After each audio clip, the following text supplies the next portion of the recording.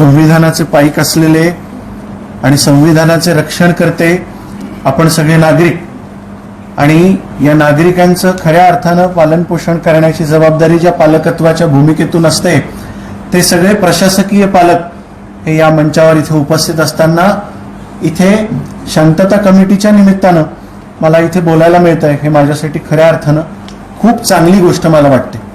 कारण नागरिक म्हणून आपण ज्या वेळेला आरशामध्ये स्वतःला पडताळत असतो त्यावेळेला आपण कुठल्या कार्यक्रमामध्ये सहभागी होतो यावरून आपल्या नागरिकत्वाचा दाखला हा आपल्याला मिळत असतो. आणि म्हणून हा दाखला जर मला इथे मिळतोय तर नागरिक म्हणून मी कुठेतरी चांगल्या दिशेला प्रवास करतोय असा मला त्याचा तरी अभिमान हा या निमित्तानं इथे वाटतोय. हा देश जर आपण बघितला तर हा देश उत्सवप्रिय असा देश, आणि या देशातला सगळ्यात मोठा जर उत्सव कुठला असेल तर तो मला वाटतं निवडणुकांचा असतो. आणि ज्या ज्या वेळेला निवडणुका येतात त्या त्या वेळेला देशामध्ये अचानक वारं बदलायला सुरुवात होते.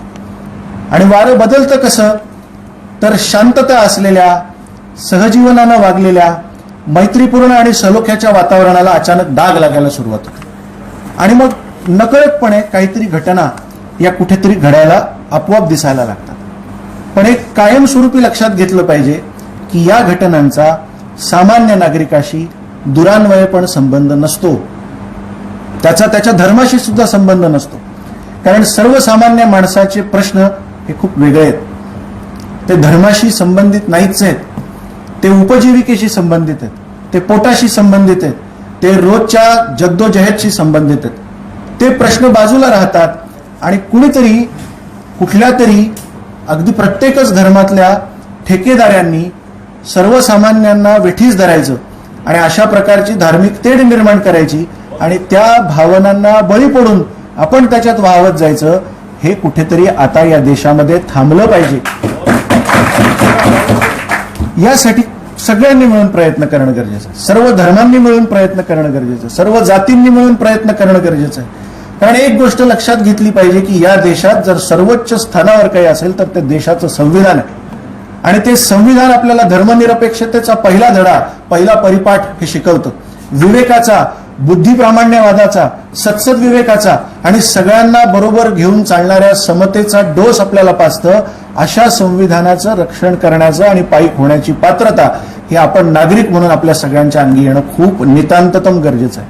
आणि ते जर आपल्याला करता आलं नाही तर आपल्याला वर जाऊन जे उत्तर द्यायचं आहे त्या उत्तराला मला नाही वाटत की आपण नजरेला नजर भिडवून उत्तर देऊ शकतो.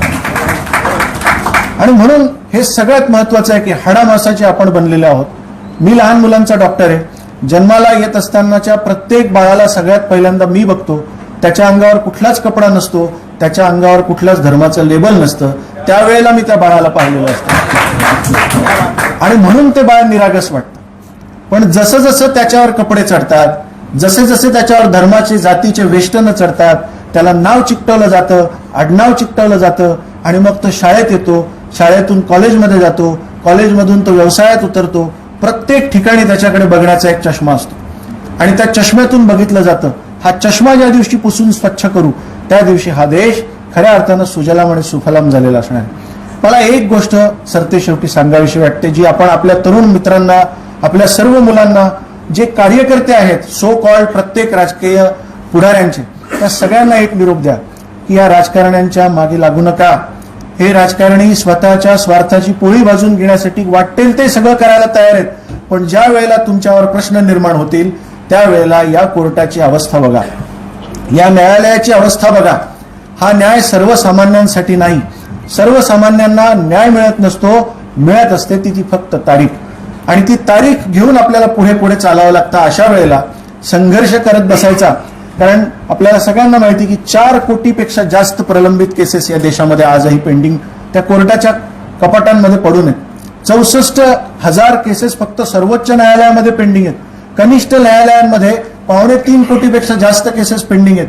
आणि असं असताना आपण न्यायाच्या प्रतीक्षेमध्ये, मी तुला बघून घेईल, तुला मी सोडणार नाही, रस्त्यावर मी तुझ्यावर असं काहीतरी करेल की तुला कोर्टात भेटेन, अशा प्रकारच्या पोकळ धमक्या देणं पहिला बंद करायला पाहिजे.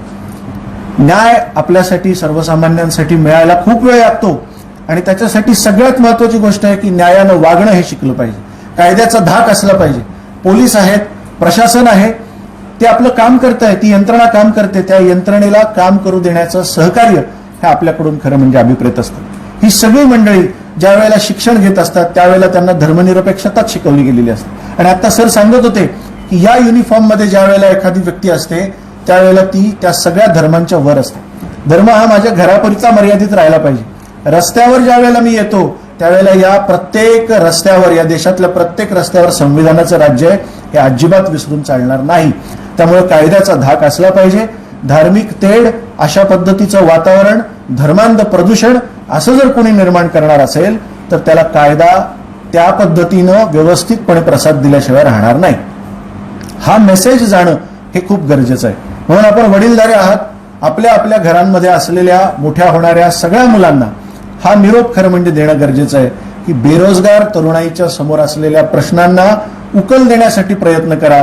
हे असं कुठेतरी धर्मांध तेढ घेऊन निर्माण होऊन कुठेतरी राजकीय सलोखा, राष्ट्रीय सलोखा आमच्या देशातला, आमच्या शहरातला, कारण या शहराला खूप मोठं सांस्कृतिक वातावरण आहे, इतिहास लाभलेला आहे, इथे सगळे गुण्यागोविंदाने राहतात, इथे अर्थव्यवस्था ही एकमेकांवर अवलंबून असलेली आहे, आपले व्यवसाय एकमेकांवर पूरक असलेले आहेत.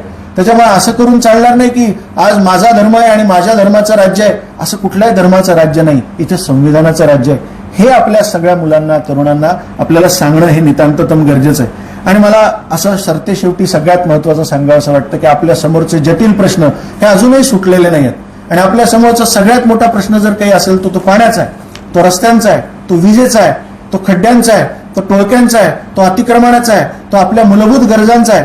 त्याच्यासाठी कुठल्याही प्रकारचा जन आक्रोश मोर्चा निघताना दिसत नाही, त्याच्यासाठी कुणीही कुठलंही आंदोलन करताना दिसत नाही, त्याच्यासाठी कधी प्रशासनाकडे जाब विचारताना कोणी दिसत नाही. ही शोकांतिका आहे. नको त्या गोष्टींमध्ये आपल्याला भांडत ठेवायचं आणि मूळ प्रश्नांना बगल द्यायची. हे राजकारण्यांनी आजपर्यंत केलेलं कटकारस्थान आहे. या कारस्थानाला आज इथून पुढे आपल्याला बळी पडायचं नाहीये. आपल्याला एक चांगला नागरिक घडवायचा आहे, एक चांगला उद्देश आपल्या समोर असला पाहिजे. हा देश चांगला व्हावा, हा देश सलोख्यानं चालावा. एक गोष्ट लक्षात घ्या, संपूर्ण जगामध्ये हा एकच असा देश आहे की जो विविधतेने नटलेला आहे, सगळ्या धर्मांनी, सगळ्या जातींनी नटलेला आहे आणि तरी सुद्धा इतका समृद्ध आहे. तो कशामुळे समृद्ध आहे? तो आपल्या या विचारसरणीमुळे समृद्ध आहे, तो आपल्या या धर्मनिरपेक्षतेमुळे समृद्ध आहे. आपण सगळे एकमेकांच्या सणामध्ये, उत्सवांमध्ये सहभागी होतो, आनंद व्यक्त करतो, एकमेकांच्या सुखदुःखामध्ये मदतीला धावून जातो. हे कोविडमध्ये बऱ्याच चेहऱ्यांना मी बघतो की मी पाहिलेलं आहे. त्यावेळेला मी रस्त्यावर होतो, बरेचसे लोक रस्त्यावर होते आणि खांद्याला खांदा लावून काम करत होते. त्यावेळेला धर्म हा घरात बसलेला होता, माणुसकी रस्त्यावर काम करत होती. आणि त्यामुळे या माणुसकीला सलाम करत या सगळ्या नागरिकत्वाच्या सगळ्या शपथा धर्मनिरपेक्षतेच्या वाटेनं जातील, अशा स्वरूपाचं सगळं काही पुढे व्हावं ही शुभेच्छा देतो आणि थांबतो. धन्यवाद.